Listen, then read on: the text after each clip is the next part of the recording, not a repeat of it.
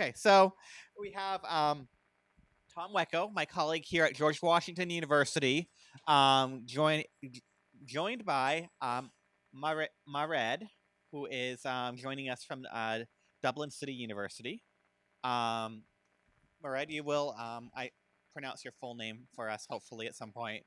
Uh, but we are they're going to actually have two presentations, giving us a little bit of context about what's going on the non-degree credentials and micro credentials outside the United States.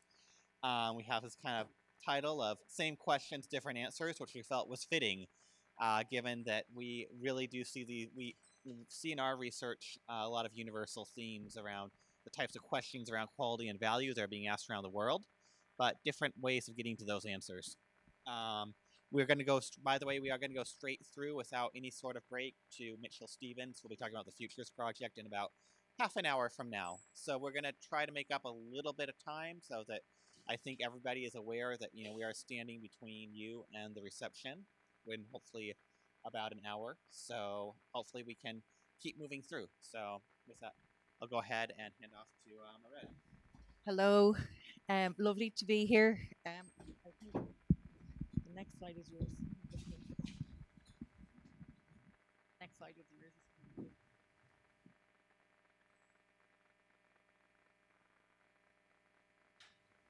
If anybody can pronounce my second name, there's a bottle of Jameson whiskey in it for you. Sorry. We have the wrong. Sorry. So, can you see it up there? God, it's moved, it's moved, it's moved. Okay, there it There is we go. again. Okay, anybody want to give it a go quickly?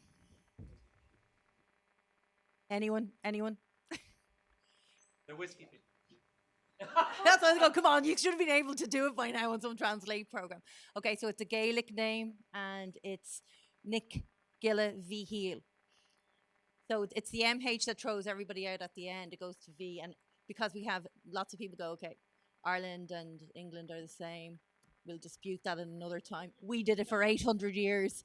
But the English language has one alphabet and we have another. So this is how, so it's Nick Gilla Mhichíl and it means daughter of Michael. So that's what it means. Okay, so essentially what I'm here to today is really to give you a flavour of what's happening in Europe. Lots of the stuff that's what came up today, I was sort of going, interesting, very interesting, and going, what's happening here? Looking at it from a European context. I suppose in my capacity, I've been working in this space for quite a number of years. I did my Fulbright out in Notre Dame. Started to look back at this in 2015. So I feel like I'm an old hat, but listening to some of the same conversations going on. I've also advised the European Commission on how for the micro-credential roadmap, etc. And I've helped a number of states around the world with developing different frameworks for micro-credentials. So I can give you an international perspective, a global perspective, but I'm going to specifically focus on the European perspective. I think from a European context perspective, it's really interesting to understand where we started with this. As you do in anything now, you go to one of these Gen AI things and they throw up a few things at you. So what it is, I suppose, and this is what I wanted to state really, and I've changed this presentation all day listening to contributions from various speakers. And really, listening to what the policy here in the US around having the federal policy, it's not dissimilar in the European context. Europe has no competency, the European Commission has no competency for education. I don't think many people would believe that. But it has no competency for education. That is held at the nation state.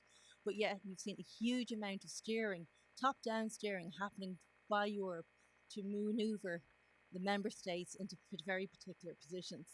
I put up this just really to illustrate what have been the main elements of the European higher education area. And these all have lots to do with the Bologna process. You'll have heard possibly about that. Lots of them are very, very important because they have laid the bedrock for how we've engaged with non-degree credentials and in particular micro-credentials. So moving to a European qualification framework where all states then went and developed out national frameworks for qualifications or national qualification frameworks. It depends on how much drink you have. In Ireland, we're the only way who says it wrong. But We have lots and lots of we put in have lots of architecture and policy around developing out interoperability. And part of the discussion that I want to have today is having policy interoperability, funding interoperability, data interoperability. And we've been moving on this for quite some time. So, not just for non-degree, but for traditional long-form degrees and what we call short-form learning as well.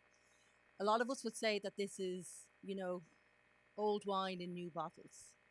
We've been doing this a long time. Short-form learning has always been part of the system, and now we're just calling it by different names. And again, we come back down to the point of that across Europe we use the ECTS system for credit to denote credit-based learning. That's been a really, really important. So what I always think when I'm talking about this, we have a huge number of Lego blocks. And I think if you were to think about how Europe has developed this, has been to put very specific Lego blocks in place. Am I suggesting that those Lego blocks always fit perfectly? Not at all. We have to do a lot of work around ironing out a lot of the bugs that are in the system. But how I would tell you that I know it works is very simply put like this. In this picture, you'll see taxis. I put down, these look like New York taxis in my mind. So I had to put an Irish, sort of what an Irish taxi line would look like at the top. But in Ireland, you can have a conversation with a taxi man around, generally taxi men, it doesn't mean to be gendered, but it's generally taxi men in Ireland. You will have a conversation with a taxi man and they will say to you, somebody was in here and they were doing a level 8 qualification and they're going on now to do something over in France and they'll be at the level 9. And you will have that conversation with an average Joe, essentially.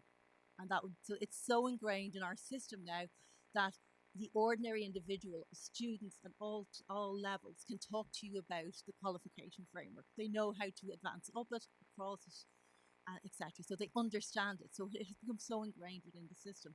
And that is across Europe and developing out.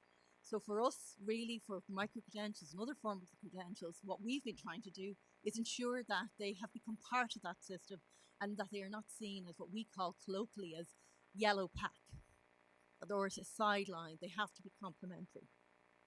The second part of this, what I wanted to get across to you, was good old Aer Lingus.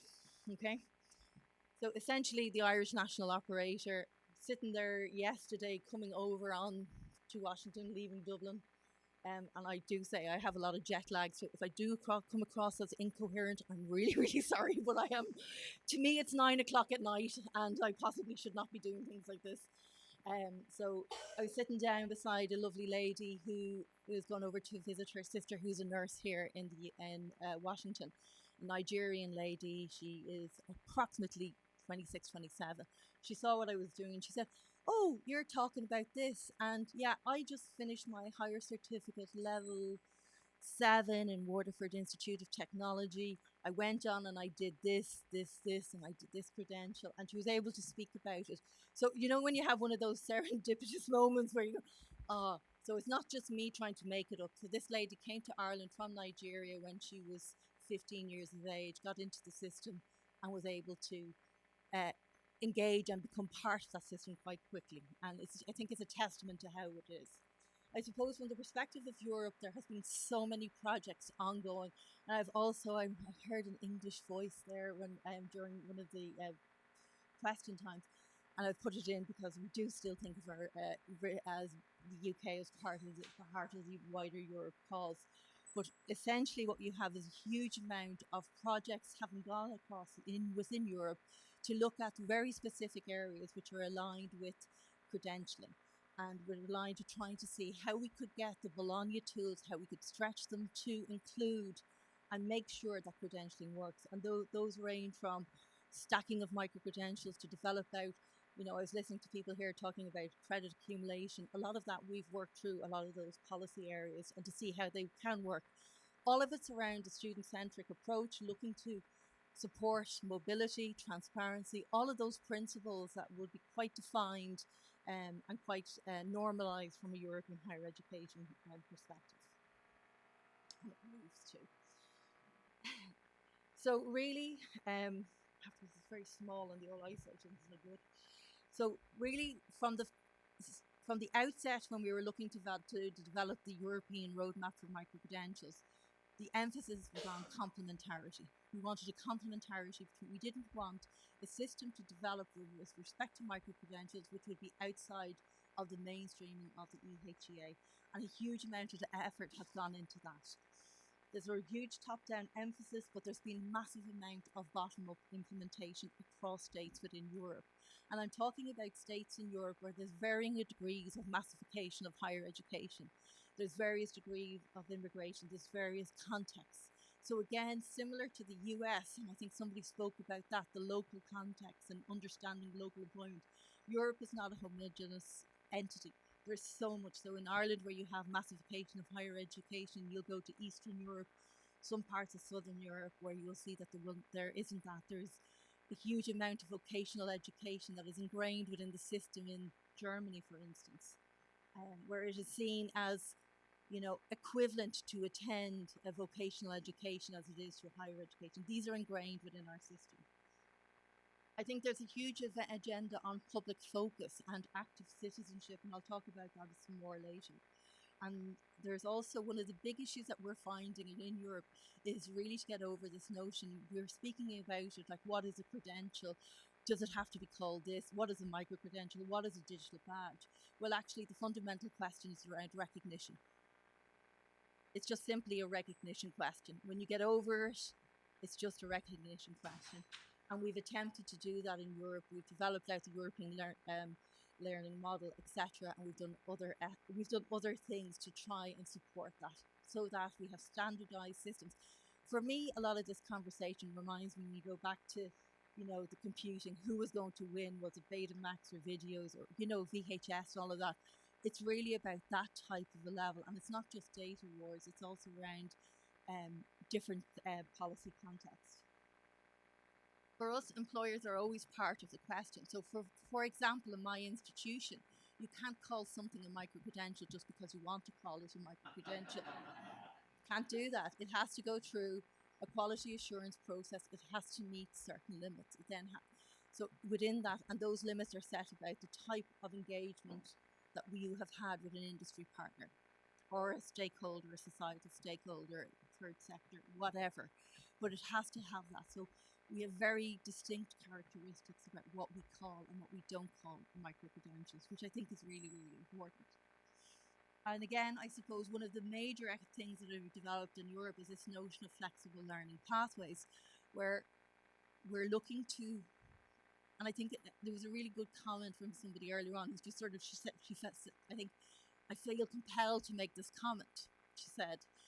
And I was listening to her and I said, yes, because what we're trying to do in Europe is to move away from very traditionally focused pathways of education, whether that's, you know, doing your undergrad, going to postgrad, etc., to allow people to make more flexible decisions and to be able to stack, move, and that not only is it one journey, it may be multiple journeys across your career pathway. So that's a huge amount of it. So that's a huge amount of the work. So what we've called flexible learning pathways. In Europe, all and what the states have signed up to is this national and I suppose what they're calling the grand transitions. You have them here: the digitalization, green, automation, all of these things, upskilling, reskilling, and now what we've launched in recently in March, the Union of Skills. Massive, massive work ongoing. So when I talk about skills in a European context, I mean skills from a learning outcomes perspective. From a European context, I mean knowledge, competencies, and skills. Okay, I don't just mean something very narrowly defined as skills. And I know from my work in Ireland on the Microcreds project, which is a national project, we've looked to say, we've had conversations to say, well, can micro-credentials be delivered at all, across all levels of the pathways? We said yes, and the only exclusion to that is at doctoral level at the minute. So we say we can't do microcreds at doctoral level, but we can do them at others. Other states have said that they can do it at doctoral level. I think there's a huge amount of emphasis across European policy for active citizenship. So there is a political agenda there to support it. And part of that political agenda is around lifelong learning and employability. I think there has been a massive balancing act around this notion of lifelong learning, not just meaning employability to suit the needs and wants of employers, because there's a huge rhetoric out there. So employers will always tell you that graduates and individuals coming in are not upskilled, they're not to the skill level that they thought. So, and they want to put the cost for training them somewhere else. How come that they went through a process of being recruited in? So we always have this issue around this. We're sort of saying this can't only just be for employers; it has to have a wider definition. I think they're massively, what Europe has done is put a huge amount of money, and you can see this across at the European level from funding, but also at nation states. We talked to the Irish initiative where we had a human capital initiative where in Ireland, every single employer is charged a training fund. So a training fund, they have to pay a certain amount per individual to a training fund. And in that, then that training fund was dispersed and micro-credentials was formed part of that as a way of upskilling and reskilling. And employers in Ireland now speak to micro-credentials as part of their mechanism. And as you know, you're all speaking about offshoring, very sensitive in an Irish context. A lot of those massive multinational corporations, they do know what micro-credentials and digital credentials are, and they've come to institutions like our own to support their development to ensure that the workforce is there. So the main areas that, and the slides will be available. I'm going to whip through some of them because I've been given a big. We've looked at definitions of standards, quality assurance, credit recognition, storage, portability and platforms, and successful uptake. You'll see that we've tried to move the drivers from a labour market perspective to something like this. That might look very esoteric, but it's been an absolute war to ensure that this is not it's about social, it's about cultural, it's about all of these elements of it. We've done, if you look to the research around definitions, we've looked at what these are 21 global definitions of micro-credentials, and these we did a sort of a categorization in part of the research that I do in my unit. And you can see that many of them have very distinct elements. You can come up with definitions, you can have this included, and then you can move on from them. Important piece of policy, obviously, is the European micro-credential, the council recommendation, and in that frame it has given a huge framework. So each state has had to report back how the development of that recommendation has happened. You can see the definition that we have adopted in Europe, based on a learning outcomes approach, and there the emphasis on knowledge, competence and skills. I love this. I wrote it in today because I heard it. Nutrition labels and ingredient labels. Just don't ever ask me to cook for you, okay? Because I am the worst cook. I'd poison you. I'd poison you if I give you water, seriously. Okay. But this is what we've come up. So if you are issuing a micro-credential using the European architecture, these are the mandatory elements that must be included. If you look to these mandatory elements, these have been included in part of the other elements that you need to have if you're issuing a long-form qualification. Awarding body, date of issue, learning outcomes, notional workload should be ECTS if it's higher education, but can be other to allow for professional bodies to be able to include their workload models, etc. It has to comply with EQF so that there is recognition of mobility, the types of assessment, and these are developing out as the platforms, as the European Digital Credential Platform develops out more functionality. The European Digital Credential Platform is a platform that is available to all institutions, to all countries across Europe to issue micro-credentials using that architecture. So it's available. I work part of the European Consortium of Innovative Universities, and this is the approach to micro-credentials we've adopted. We use the European Learning Model, we use European Quality Standards, so European standards and guidelines which say what you can and can't do for programs at a whole different level. These are currently being reviewed to include micro-credentials. We use qualified eSeal and centralized, adopting best practice from open source and from self-sovereign identity principles. We use the ESCO framework to describe the competencies within that and a competence taxonomy, which are all aligned in with the verified credential data model. And then if you really want to learn about this, I would say to look to Appendix 1 and Appendix 2 of that recommendation, because they provide a template of what can and can't be included with respect to micro-credentials and other credentials. And I think from our perspective, all credentials should be built from a learning outcomes model. But this is just essentially. So a massive review is ongoing. I was speaking to the ECTS review committee, and I was telling them where their problems lay. So we have an ECTS review. In that, we're saying, how can it reflect other forms of credentials? How can it be used for non-formal and informal learning opportunities? So micro-credentials will now be in part of that.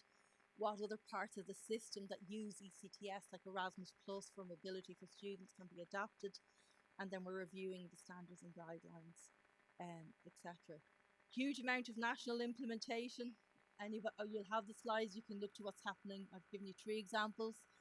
It's SSI. I didn't mean to do that, but it's Slovenia, one of the, in Spain, others where there's development. So what you have in Europe, you have this sort of cascading down effect, where the sort of scene is set by the European Union. And then therefore each of the individual states, based on their abilities, have been going, we need to do this because we need to upskill. We don't have enough people going through higher education, or we have a particular sector that we need to develop out, etc. And you can see a huge amount going on. I'm just going to move to the Irish case, really particularly. We've done a huge, we have a lot of micro-credentials and other forms of credentials going on. We have impact. I forgot to mention to Tom, we did an impact survey from learners and employers. We did over 33,000. I went back on the data. 33,000 engagements with industry with respect to micro-credential development over the life cycle of the HCI project. And we will continue to develop out our system to ensure that all forms of credentials can be recognised. So we're trying to make that jigsaw so that any individual who comes with a learning opportunity, has completed one, that we can recognise it and we can put them on a path or paths throughout their learning career.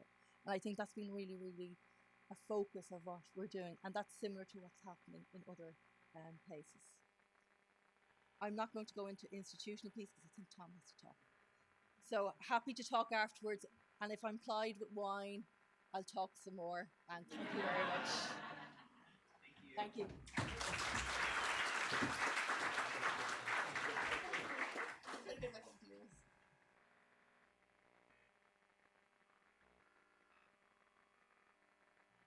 Right. I'll try to do this in 4 minutes or something. So let me try to bring this kind of back home to the United States. I guess the thesis here is that every education and training system is kind of grappling with the same questions, and they come up with very different answers, and maybe our answers aren't that good in the United States. So, I mean, the questions are generic kind of globally, right? I mean, how do we provide sort of transparency and portability and a sort of clear line of sight for learners so they understand and can make sort of wise choices?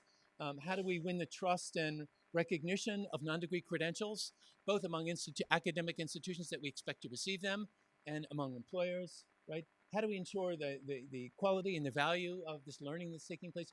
Every country in the world, and certainly all of the countries in Europe, all the countries that worked within the OECD, we're sort of grappling with these questions. But the distinctive feature of the United States is that we don't have much of the policy architecture. You've just sort of been given a little description of sort of what the European architecture looks like. And if you just sort of do a quick compare and contrast, there's a lot of, is there a unitary national quality assurance body? In Ireland, yes. In the United States, no. Is there a national framework of qualifications in Ireland? Yes. In the United States, there's a start of an emergent effort to build a voluntary. No, and I think what you'll see here is, I'm trying to make an argument that in the absence of sort of state action, we are sort of working our way towards a set of voluntary solutions. And I'm going to both praise and criticize those as I go. So hold on to your hats. So do we have a national registry of qualifications? Ireland does. We don't. We have a voluntary effort through a credential engine. God bless the work that's been done. It's important work, and it's been productive. But we don't have a national credential registry. Do we have a uniform credit framework? Not exactly. We don't have we don't have what Europe has quite. Certainly, we don't have. Well, there's some public funding of non-degree credentials. We have a credit system, but it's not quite so. It's not the ECTS quite. I don't know. I was at NCS and we collected those data, and they were a little dodgy. Do we have dedicated public funding of non-degree credentials in the way that a number of European systems do? There's money out there. Obviously, the bits and pieces coming in through workforce training and through other initiatives, but it's certainly not nearly so systematic. Have we incorporated non-degree credentials into the quality assurance system? Not yet. Not to the higher education quality assurance system. We have lots of interesting work that's been done. Organizations like UPSEA have devised things like for their, credentials of excellence. So they have a lot of set of, these are voluntary sort of norms that they invite people to follow. Again, what are we doing in the United States? We're following our longstanding tradition of relying highly on private cooperative action, right? Now, where this goes is I guess a question for us to take up. And there are islands of trust and recognition because of organizations like IEEE and others, right? So there are islands of sort of well understood and well trusted credentialing taking place, but they are islands. It's not, we haven't sort of worked that at scale. Do we have standardized descriptors of the way that you just saw the European standards? Of course, no, we don't. And do we have outcome reporting data? One of the places where the US, and of course this is a very US thing, you can solve all of your problems with accountability-focused data. That's a very sort of American faith. There's actually very little development that's taken place in many places in Europe as compared to the United States. Ireland hasn't done much there. Obviously, Credlines is an attempt to build a trusted voluntary initiative that allows us to understand the employment outcomes of short-term learning. So why does this matter? Well, here I'm quoting, this is the Cheney quote. And it's, look, we've got a confused tangle of degrees, certificates, badges, licenses, right? Workers are struggling to guess which credentials matter, so are employers. That's a consequence of the kind of architecture we've built in the United States or haven't built in the United States. We have important voluntary solutions underway at varying levels of development. And that's how we do things. That's how we roll. They are imperfect. There are problems of completeness of data, the transparency of data. I would love to know what's going on inside of some of these privately held data, and I ask for documentation, and you won't get it. There's a problem with resource sustainability of private initiatives, right? There's a problem of accessibility of data to users, and there's actually a problem of governance. I will say that, working at NCES, we had sort of really robust and well-established procedures for consultation and governance and OMD, OIRA approval, right? So there is a sort of a model there, and it's there is a kind of a process of public governance that doesn't exist as you're trying to take forward private initiatives. As with respect to completeness, Credential Engine has done huge work, but as I look at the number of institutions here, I see the number of post-secondary institutions is 762. Now, these are, of course, large institutions, probably many of them. The IPEDS universe, when I last checked, was around 7,000 higher education institutions. So, of course, it's a maturing system, but you have to realize that it's not a compulsory system. It's not IPEDS. So what we see in the United States is we're solving the problems that other countries or other parts of the world are trying to solve. We're relying upon voluntary solutions. And as people who are working on the voluntary solutions are actually doing some interesting things, and they are saying, and again, I'm going to quote Scott Cheney, he seems to be the man of the day, policymakers should mandate. So the solution in the United States appears to be, let's move forward with private solutions. Let's also have some public mandates for the use of our private solutions so they can really be taken forward to a level that makes them sort of highly effective and more comprehensive. Policymakers should mandate all educational workforce systems to adopt open data standards. Funding should be tied to this. Tax credits, federal, state grants should motivate business to align hiring frameworks to these skills registries. And we see that I was reading recently a piece written by Mhichíl, and the same thing was being said about the work of Credlens essentially, if I can quote Michelle, state and federal policymakers should engage to demonstrate that they will value Creditland's mission and cooperate with it.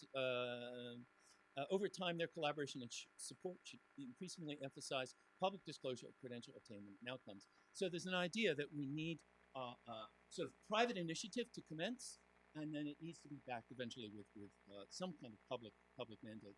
Is that actually a working model to go forward in the non-degree credential space in the United States? Perhaps it is. We've done this before in other areas. For example, a private initiative of a cooperation within the higher education community among loan servicers and higher education institutions created what was at one time the National Student Loan Clearinghouse, which is now the National Student Clearinghouse. It has a 97% coverage rate, right, for students enrolled in institutions. And by the way, they also have a viable financial model. I'm showing you their Form 990, so you can see that what they're doing. You can actually build services off of data. No one's ever thought to do that before, eh? You can build services off of data. You can create sustainable funding models. Working with foundations, it's a little bit difficult. Yep. Because they fund innovation, but they do not necessarily want to fund all the maintenance costs of systems. So I think perhaps we have, or you have hit upon a solution to the problems of the field. This is like an encouraging innovation. And there are important private initiatives underway with public backing, and the question is, what are the public mandates? Who will be the mandators, and will they mandate wisely the adoption of this important work that's being done? But the example I've given you of something that looks like the National Student Clearinghouse is the data can become nearly complete. You can gain additional transparency about the data, although it's probably less than public data systems. It can be sustainable, these initiatives that you have underway, particularly if you move to a services model. There can be public access to the data under tightly controlled circumstances, albeit for a price. And there are still problems with, I would argue, governance of these initiatives that need to be addressed. So we may actually be evolving a distinctively strangely American solution to the same kinds of problems that everyone else is wrestling with, right? Is it perfect? No. Is it a big improvement over the status quo? We certainly hope so. We think so. And it's probably the best that we can do in the near-term future. And maybe as things like Workforce Pell and other developments come online, those will sort of push forward some of the sort of architecture, whether that's CTDL or the data work of Credential Lens in ways that make those sustainable and more widely adopted. And that's it.